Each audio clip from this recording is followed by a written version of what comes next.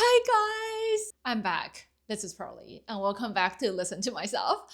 I know it's been so freaking long. Like the last time I posted was January 8th. So now it's April 9th. So yes, 3 months of break, which is like unforgivable.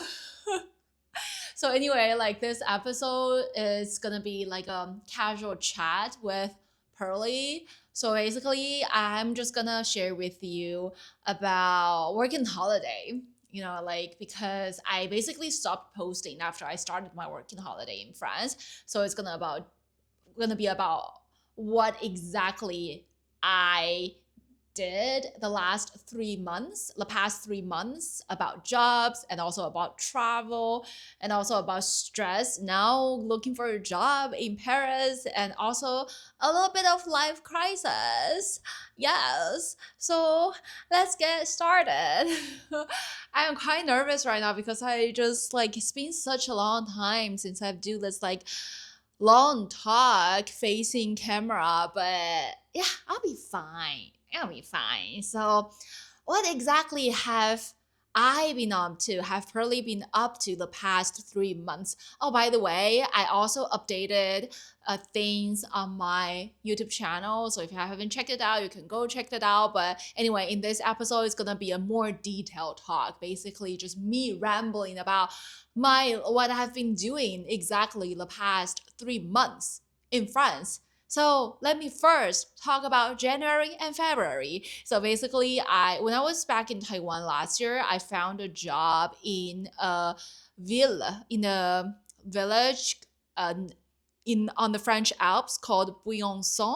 So this is like a ville. Oh my god, what is that in English? This is like a town that a lot of French people don't even know about, like because this is not. I guess it's just not that famous. But basically, I found a job. It's not a like how do you say it's like a purely work accommodation exchange job, so I'm not receiving any money from that job. I'm just exchanging for a bed, like a room there. So basically, the main reason I decided to go there was because it's just right near the ski resort. So during my spare time, I could just literally go ski every single day. Maybe not every single day, but mainly every single day. So that's really why I went there. And it's also another point about that one is like it's a co-living space. And in my life, I've never stayed in a co-living space. So basically, co-living space where they offer like a long-term stay, but long-term is not like a year. It's usually like starting from 2 weeks to like several months for digital nomads, like people who can work remotely. So digital nomads would just gather in those co-living space, and so you can like social with people while working or also enjoying the activities in the around that location. So that's also another reason why I decided to go there, because I feel like I want to socialize with people, and I'm really curious about what people do what digital nomads like usually do, like how can they work remotely and things like that. By the way, I interviewed quite many of them, so I will like also put it on my YouTube channel so you can learn more about this digital nomads, like how work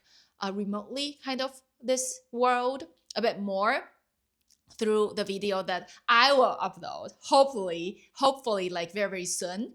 So that's the main, well, I mean the main reason is still skiing, but also about just meeting people. And I made a lot of great friends there. It was amazing. However, actually not everything were like red and roses. Wait, how do you say that in English? Like roses? Red roses? I forgot. But anyway, not everything's like, happy things.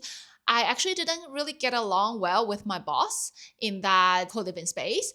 And we have some sort of communication problem. I'm not going to go into details on that. It's just like, like it's not everything went that well, basically. So it's also kind of like stressful for me staying there the whole time.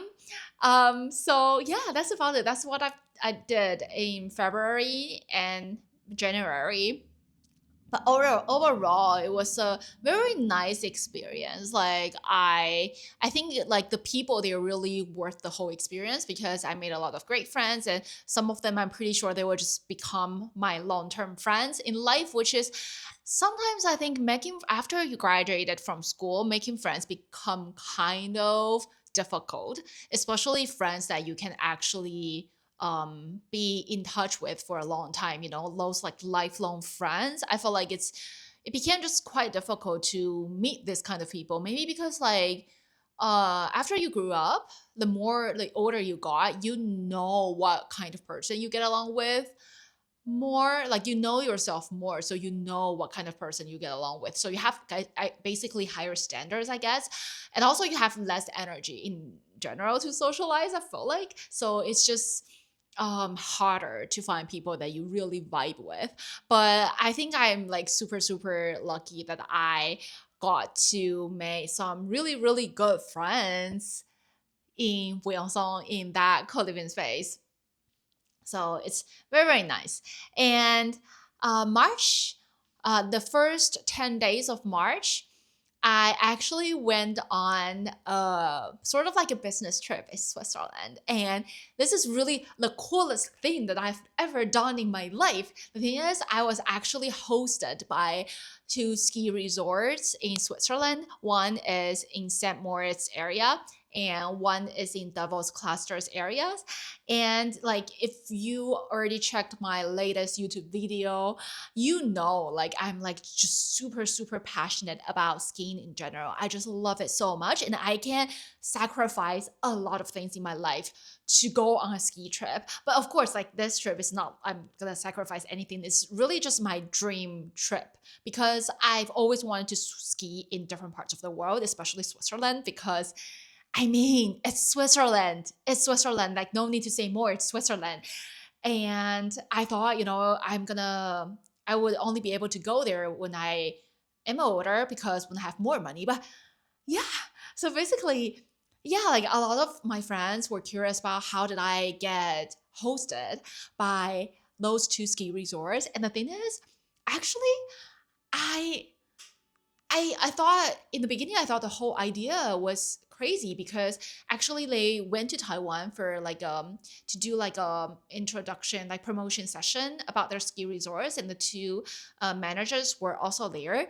And then I just made my own business card, and then I went up to them and just kind of recommend them, like recommend myself to them, just saying that I'm a YouTuber and I have Asian audiences, and I can like promote for you guys if you could invite me to go there. And so that's basically like, at first I thought like they would not agree with this, like I'm just a YouTuber. And yeah, but anyway, like it all worked out in the end. And I just got, in the end, yes, I was hosted by them, and it was super good. It was super amazing, like the whole trip. And then um ski resorts in Switzerland is just like, traveling in general in Switzerland, and also skiing in Switzerland is just so amazing. I would also film videos about those two ski resorts, so just stay tuned for that. So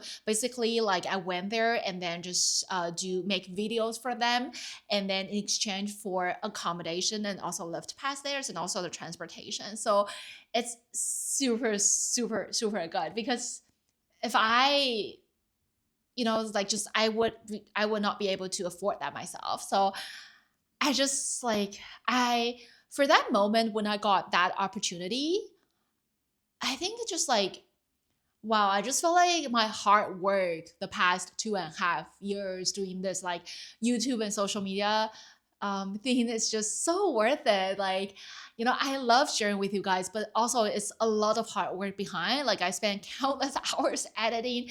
And also when I travel, when I do things, like do have to, think about a lot about, when to film and when to just actually enjoy the moment and things like that. So it's a lot of hard work behind, and also a lot of stress. So I just feel like, oh, so good. Like I got invited. Okay, I need to stop talking about this, because it's like I could talk forever about just my trip in Switzerland, but just in general, like I highly recommend to just travel to Switzerland. Even if you don't ski, just like traveling there is just once in a lifetime experience. Like the trip ride was so beautiful. Oh my god, the scenery, everything. If you follow me on Instagram, you saw some of my like footages and also some of my stories when I was in Switzerland, and you know how beautiful it is. So I know, I think the moral of this like opportunity that I got in Switzerland, being hosted by them is really like a lot of opportunities in life, even for those you think are like crazy. You like a lot of times you don't just wait for your opportunities, you try to create them yourselves. And that's really important, just having this mindset that if you are always just waiting for opportunities, of course, opportunities will go to you. But if you can create them, sometimes there are going to be surprises, things that you would never think you could do, you will get. You could probably get them because you create them yourself. So that's super important. Just try to be creative and just try things that you think that you want to do, and yeah, the worst case scenario is that you got rejected. So what? At least you give it a try. Like if I did not give it a try of reaching out to them during their like event in Taiwan, I would never be able to be hosted by them this winter season. So yeah, create your own opportunity. That's the moral of the story. Okay, so after I finished my trip in Switzerland, I came back to Paris and I stayed in my cousin's place for a week. Actually, I didn't even go out. I only went out maybe twice or three times in total to buy some groceries because actually I kind of injured my arm when I was skiing in Switzerland. So I really need to take a rest. And in the mid March, I went on another ski trip, a week ski trip with my friends in France. And yeah, skiing again. Like for me, my mom was joking around that my whole mission here, came to France for a working holiday. It's really just about skiing. And once the winter season now is like over, basically over because it's already April, like time to go back to Taiwan. Like my mom was always like joking around like this. And I was like, yeah, I also feel like my mission coming to France for a working holiday is really just for the winter. So after winter finished, bye. Kind of. No, I'm just joking. I'll still try my best to survive in Paris, even though I still couldn't find a job here, which I will talk about that later. So anyway, I went on another 8 days of ski trip in French Alps in a ski resort called Tin. It's also a very, very great trip. I had so much fun with my friends and it was amazing. So I finally, after I finished all my like this like crazy travel plans and also skis, I officially settled myself down in Paris 22nd of March. So today is like 10th of April. So around like 3 weeks ago.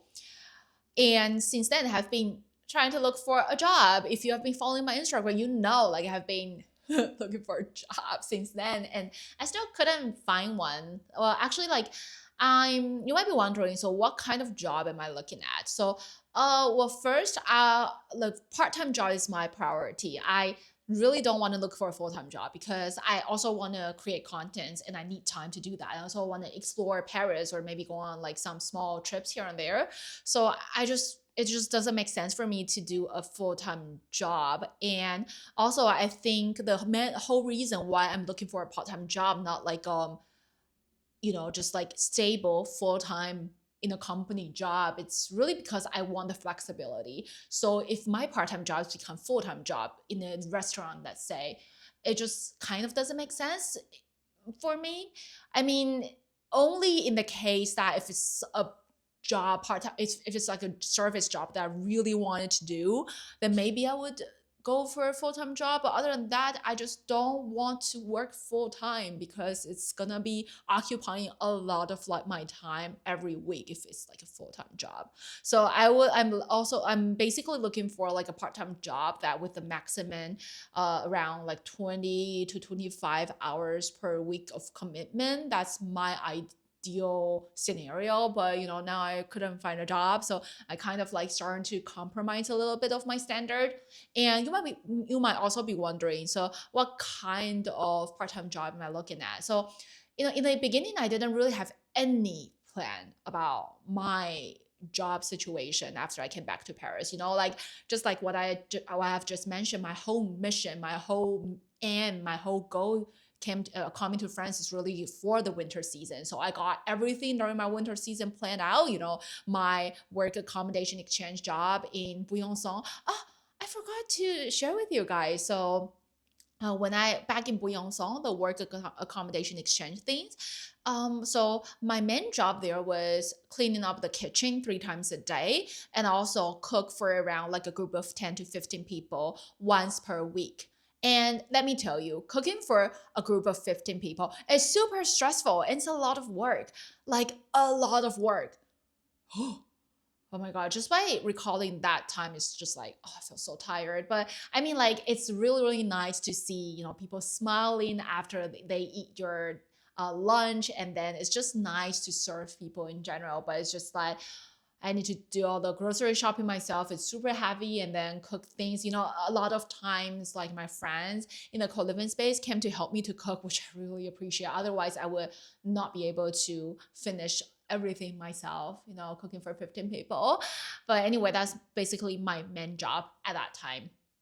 So right now, so I got everything planned out during my winter season, my work in Briançon, and then also my trip to Switzerland, and also my trip to French Alps later on.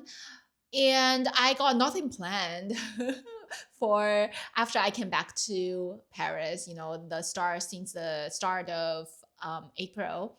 So at first I was like, maybe I'll just look for being a server in a restaurant or things like that. But later, actually, one of my friends suggested, why not try to become a barista, try to look for a barista job in Paris. And because there are so many coffee shops.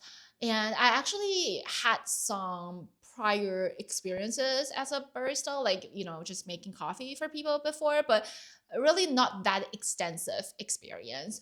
But anyway, I know how to do things, not that good at it, but I know. So anyway, I was like, yeah, maybe I'll give it a try. I'm not like confident at all about my skill as a barista, but I think like this is like at least more skill than just like giving place to others. It's just like at least it's something that I can write on my resume, and then something like it's a nice skill to learn, learning how to make coffee, how to make matcha latte, how to just make drink for people. And also another pros about this job as a barista is that barista usually are usually going to be in charge of just taking the order, and also like when people pay, you need to like just like you need to talk to people, you need to be able to interact with people. And that's also what I love to do. I like to have small talk with people, and also I know quite many languages, so it's also a great practice for me when it comes to just speaking French, and also speaking English, speaking Japanese, Mandarin, and also just like languages that I know. So I just feel like, yeah, because like there are quite many tourists in Paris, and it would be nice. It sounds like a pretty ideal part-time job for me as a barista. Well, that's really just my ideal scenario. Like, yeah, I'm just gonna look for a barista position, and yeah, I think I started looking for the job since like around 2 weeks ago, and yeah, it's very, very difficult. Let me tell you, in Paris, like while it is true that there are many, many coffee shops, barista, like this job as a barista in Paris is super competitive. Like so many people want to work as a barista in a coffee shop and things like that, because it's just a very popular part-time job. So I noticed that whenever there's like, especially for those like more popular and famous coffee shop in Paris, when there's like one shop recruiting a barista, like usually there will be like 20 or 30 plus people applying for that one position. That's really how competitive it is. Of course, there are like gonna be quite many different opportunities popping up barista, because like I think people just usually don't stay that long as a barista. I don't know. I'm not so sure about this world yet, but I would say because there are so many of those like coffee shops, so there are always like new openings.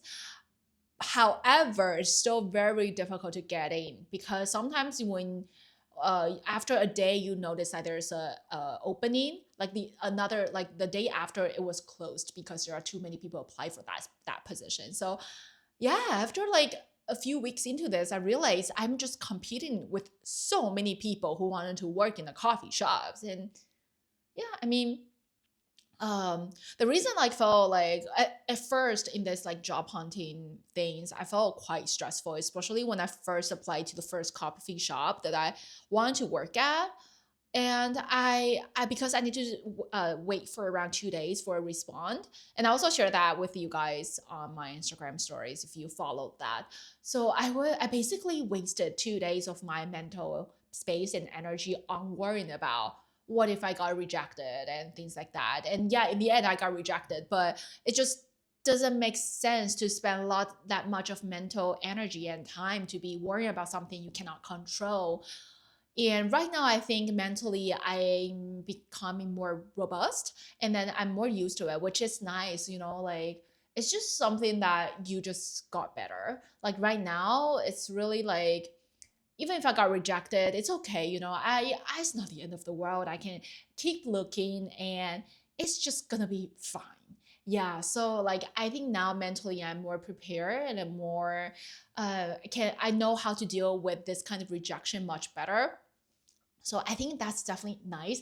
I'm really glad that I feel like in my life, at least so far, I've always strived to just try out things that I've never done in my life, like, visiting bakery directly and asking them if they are recruiting anyone and hand them my CV. Or yesterday I went to several coffee shops as well and asking them directly whether they're recruiting anyone and see how they said and things like that.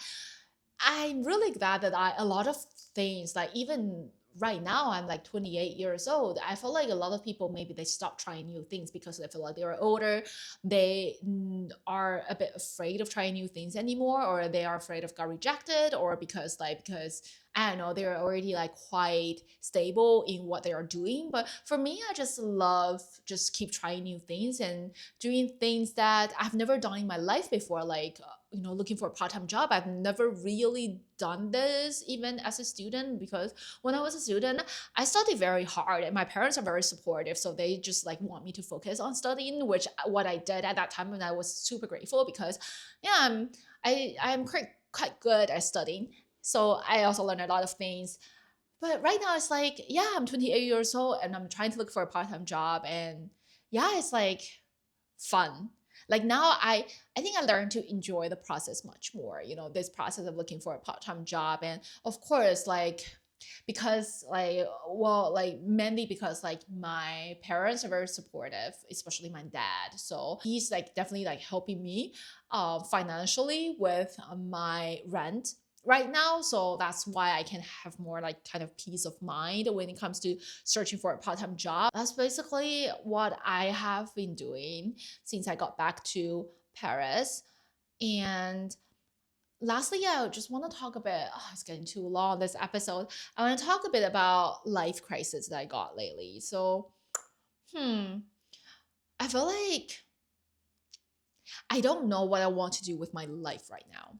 And I know this is like such a huge topic, and I wouldn't be able to describe it very well. I feel like in this episode, but well, it's used to be my goal to become like a full-time content creator, but now I don't know if I want to do that.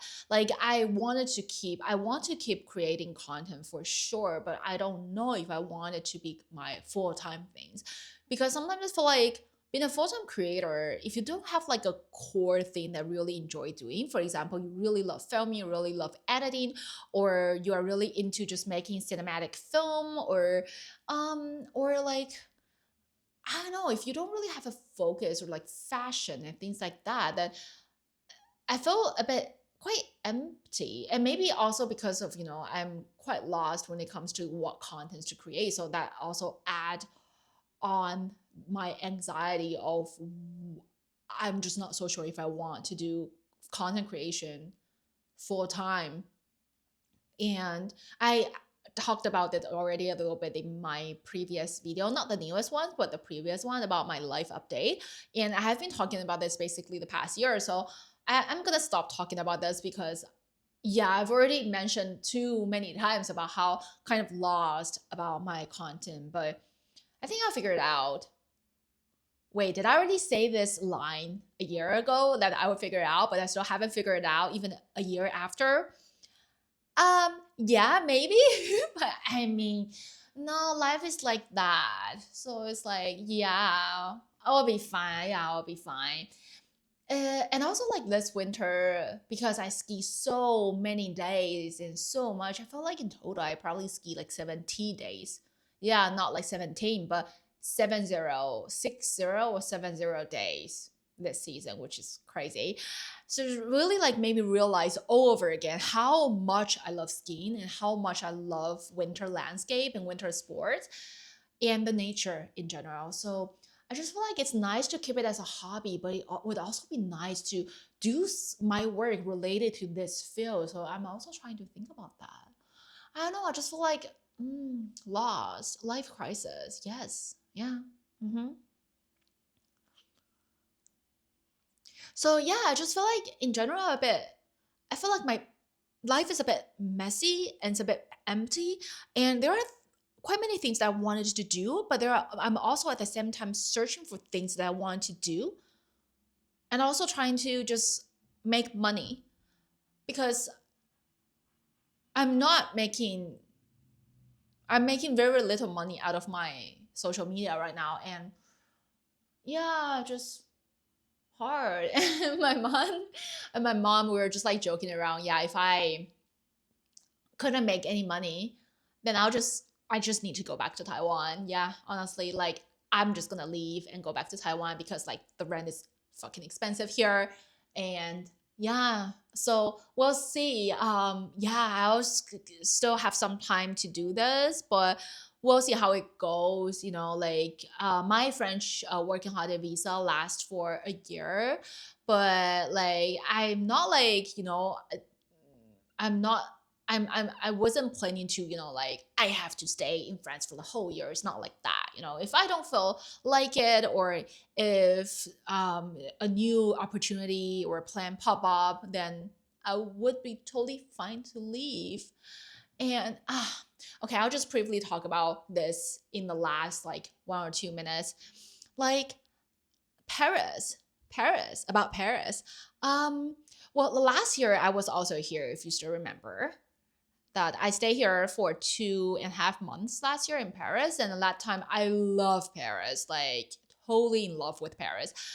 But this time I feel like something's different. Maybe because now I'm living here and not like just traveling, so I have more responsibility and more stress, and now I'm looking for a job. Obviously, like it's very different from traveling. Also, I feel like I'm not so sure if I'm that into city anymore. I feel like I just love nature. And maybe like once I move to like a mountain city, I would tell myself that I prefer a city. I don't know, but it's just like I'm not so sure if like big cities really for me that much anymore. I don't know. Maybe I just grew older and I kind of know what I want. And Paris is just, it's okay. It's nice. It's beautiful. It's very diverse. But at the same time, you also see the ugly aspects of the city. Yeah, which I'll share with you guys the next episode, maybe about what I like about Paris and what I don't like about Paris. Since now I sort of live here. Yeah, that's basically it. Thank you guys for listening to me rambling. So basically, that's what I've been up to the past 3 months, plus since I came back to Paris and now looking for a job. I hope you enjoyed this one, and thank you so much again for listening. And yeah, I'll talk to you guys again in the next episode. And yes, it will be released 2 weeks later. So I will do 2 episodes per month, once every 2 weeks. Okay, so yeah, that's about it. Thank you and have a good day. Bonjour, bonjour, et au revoir. Ciao. Bye. Bye, guys.